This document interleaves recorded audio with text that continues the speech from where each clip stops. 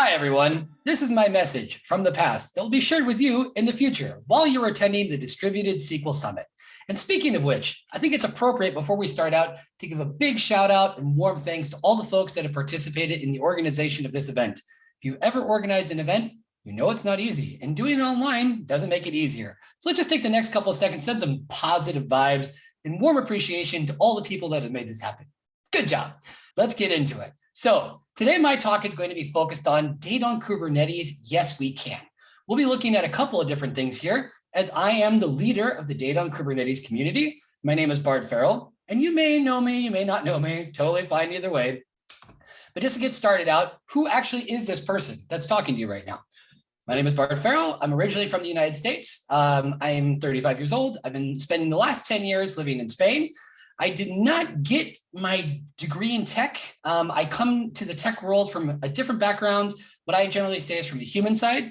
I got my degree many, many years ago in religious studies and went on to get my master's degree in conflict studies. It may seem like both these things might not be so relevant, but if we're talking about community, there's plenty of stuff that we can apply.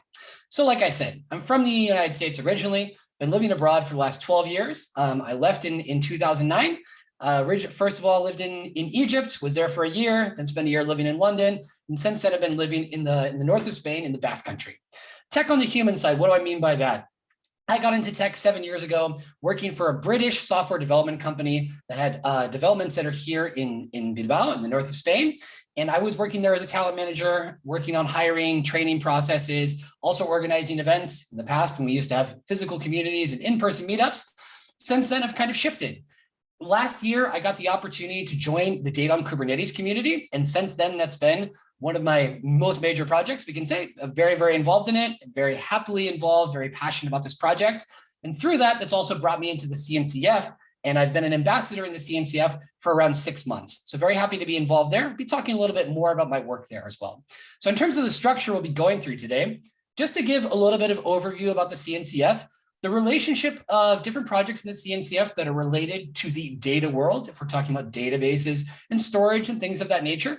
Then a quick overview about Kubernetes and data, all right? How did this love story get started, and where are we at today? And where we're at today with the data on Kubernetes community, a community that like I said, has existed for just over a year. And then through that, to show you different ways that you can get involved in this community. So the CNCF, just a quick overview, was founded in 2015. Kubernetes was donated by Google to the CNCF, the Cloud Native Computing Foundation, in 2017. And since then has become the second biggest open source project in history, the first being Linux.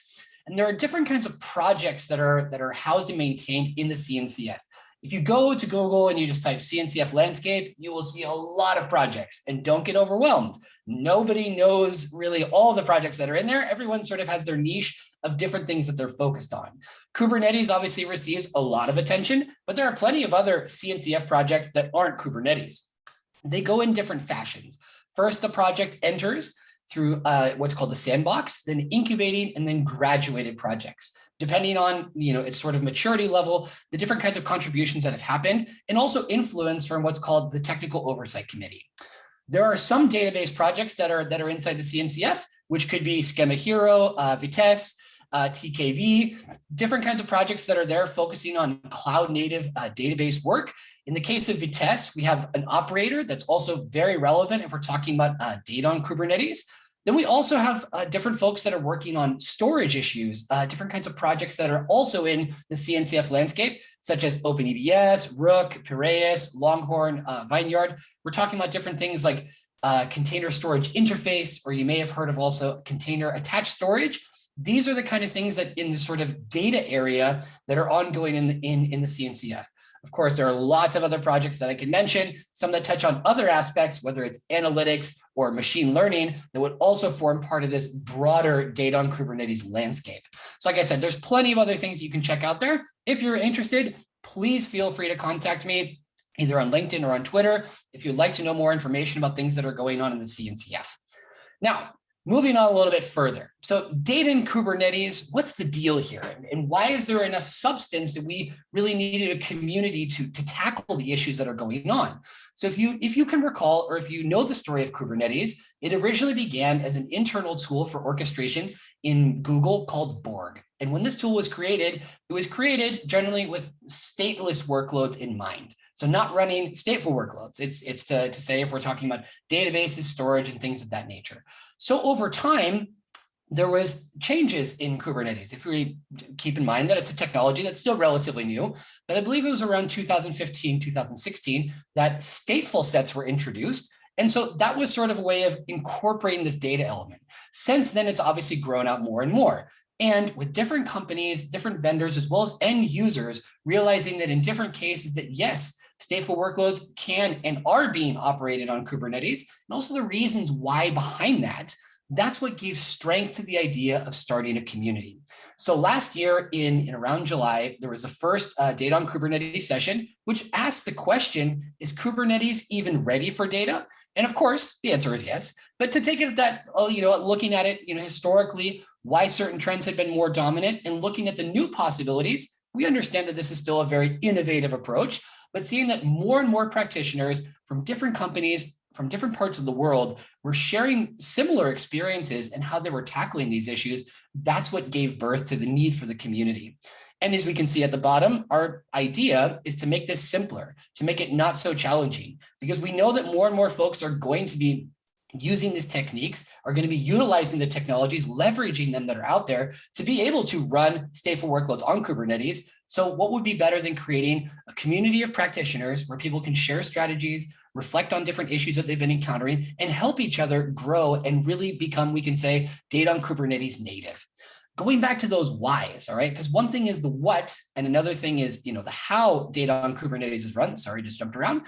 But tackling these whys from the get-go is really, really important, all right? Why is someone going to do this? Why is someone going to be willing to push forward a strategy inside their company and say, hey, I think this is the way to go? So one of the first things is one stack to rule them all. This is for the sake of simplicity, not having to have separate stacks inside and outside. Another one is leveraging Kubernetes built-in features. Already has great things in the monitoring stack, like Prometheus, leveraging things like auto healing, auto scaling, things of that nature. Portability is also a big why. If we're talking about moving in a multi-cloud environment, things like that, they provide more flexibility and also help prevent vendor lock-in. Other things is security and compliance. Some companies are still doing everything on-prem and don't want to make the jump to a public cloud. So things of that nature regarding sensitive amounts of data, that's another use case, a strong one where we see different folks coming forward and saying, based on the kind of data that we're handling, this is the way that we need to go. And then cost, for some of the aforementioned reasons, having things centralized just in one team, or then also if we're talking about working on whether it's GKE or EKS, things of that nature will also play into that in terms of cost. These are just 5 quick points, like I said. To take these further, we can definitely have more conversations about it. I can also recommend resources from our community where each one of these have been directly addressed in one way or another. Next thing to take a look at. Sorry, got a little bit slow. So one of the things that makes our community unique is that we are vendor neutral. So we have different folks from different companies that are coming in. Once again, we're focusing on the technology in an educational aspect. Our community also has a governing board to decide what direction do we want to take. One of the things that we frequently refer to in our community is that we are trying to create a context, a place in which conversations will be happening. They'll be shaping the next 10 years of data. In order to do that, it's very healthy to have a balance of different kinds of vendors as well as end users. Further from that, we have working groups to focus on more specific issues that relate to the confines of all the things that are related to the data on Kubernetes ecosystem. We know that this can sound quite broad. So by having different actors that are in there, we can really nail down the specifics to see what are the needs, what are the advantages, what are the conversations that need to happen, what are the questions that we still feel are unanswered. It's doing this in a collective nature that makes it much more democratic and much more balanced by having different sets of opinions, different eyes to look at the same issue. Related to our community growth, like I said, we started just over a year ago. Now we have over 1,500 members. that are different profiles, but generally speaking, DBA, SRE, data engineer, we can also say DevOps, sysadmins kind of folks, many of whom I imagine are in today's audience. We've had folks from over 15 different countries. We've done meetups in different languages, such as Spanish, Portuguese, Hindi, always open to do that. In terms of content, by the time that you will be watching this in the future in the Distributed SQL Summit, we will be already on, we will have done already 90 live streams. So we've created a lot of content hearing from lots of different folks over the world. And that gives more credibility to our understanding of really that this data on Kubernetes paradigm is here to stay and is really flourishing. When we say content for the whole family, we understand that there are different things that we can talk about when we're speaking about data on Kubernetes. We could be talking about data streaming with things like technologies such as Kafka or Pulsar. Obviously, all the database landscape, we're looking at SQL versus NoSQL, distributed databases, non-relational databases, all the different databases that will come in there. If we're talking about storage, all the things that will be involved in that. Most recently, we've had a couple of sessions about data security. Of course, we've talked about backup and restore. So like I said, there really is lots of different content on there. And having such a wide range of different folks from different backgrounds, but all tackling this common issue of let's work with stateful workloads on Kubernetes. Let's run our databases. Let's get our databases on there. So like I said, having a healthy balance between end users, some that are in e-commerce, others that are in other sectors, we've from financial sectors, different areas. And then, like I said, a healthy balance of different kinds of vendors so that, once again, getting these different perspectives and always trying to think about an end user perspective, right? We try to avoid vendor pitches because we really want to focus on technological education and empowering folks by showing them real life situations of how these things have been handled. Of course, we're at the end of the day, we all want to represent our companies well, but we feel that the best way to do that is sort of setting that aside and really just focusing on the technology. Another thing that's really important, if you check us out on Twitter, on LinkedIn, on YouTube, you'll see very, very quickly that we are characterized by our own sort of style, all right? From the very beginning, we've been committed to working with different artists as well as musicians to represent the different concepts that we're dealing with in a, we can say, in a more tangible way, because sometimes, let's face it, some of these concepts are very, very abstract. So by bringing them into a more, we can say, creative realm, we have better access to them, and we can also enjoy them collectively. You will see that I record rap videos regularly, as I was able to do for Amé Banarse's amazing live stream that he did. We have rap videos. We generally have them for every single speaker that we've had. So that's a lot of rapping. We've also had a Data on Kubernetes coloring book. We featured lots of different musicians. But like I said, we want to try to make this as much of a celebration as possible. We understand that there are technical challenges, but if I've learned anything from one of our wonderful speakers most recently that said, Kubernetes is a technical problem that should be solved by a human-based solution. And so by bringing in these other elements and really trying to say that we can have fun while learning together, we find that we have characterized ourselves with a sort of unique spirit and approach to this that has been attractive to help other people get involved, to not feel like they will be punished for a lack of experience, that we're really here to support each other and that we believe in enjoying ourselves at the same time. So, and of course, it would be absolutely impossible to do this by myself. I'm very, very lucky to be accompanied by a super seasoned veteran, Melissa Logan, who's currently the director of the Data on Kubernetes Community, who's an open source leader, has lots of experience working with other entities such as the Linux Foundation and Cloud Foundry. So really understands how these things have to be built properly in order to create a space and a context where both vendors and end users will be excited about participating.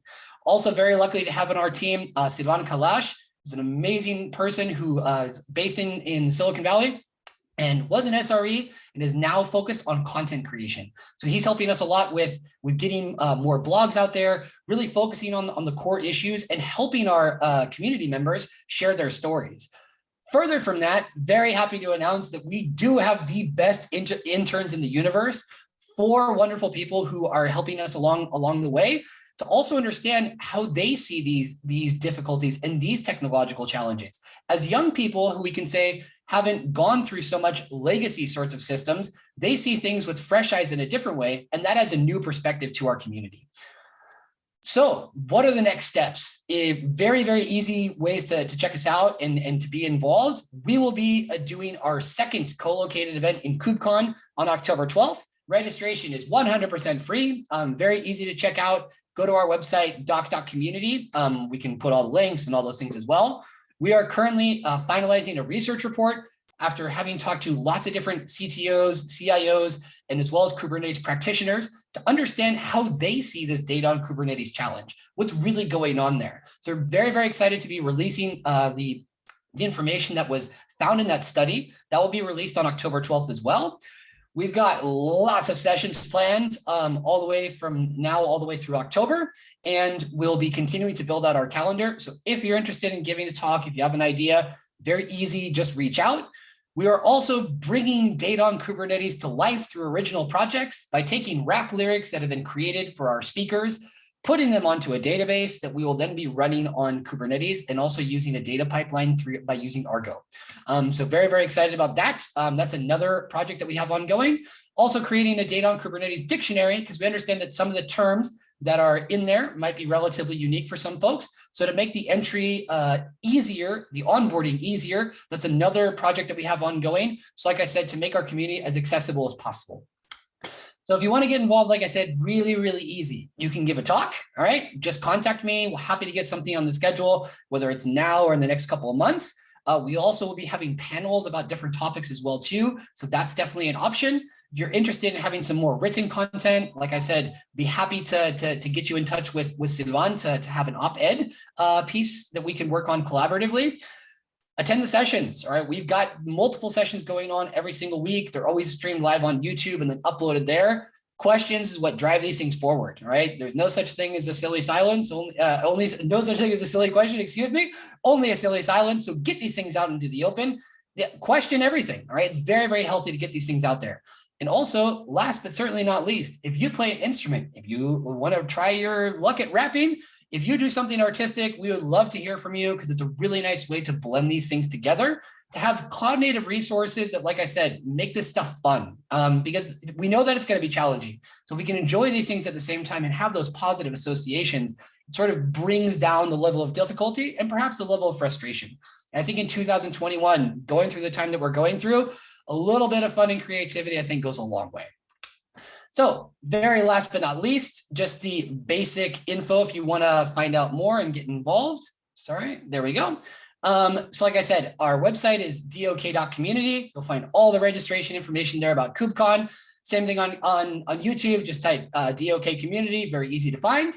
Twitter, super easy as well, .community. I'm Birthmark Bart. You can also find me on LinkedIn. Be happy to connect with you to answer any questions. Hopefully we'll be able to answer some questions down in the Q&A too. And if I, for whatever reason, am not able to answer them, we will definitely find someone in our community who has perhaps more experience and can tackle things that might be a little bit bigger in the technical sense. Thank you all so much for your time today. Once again, pleasure to be here. Big shout out to all the organizers, and hope to see you soon in the Data on Kubernetes community. Take care.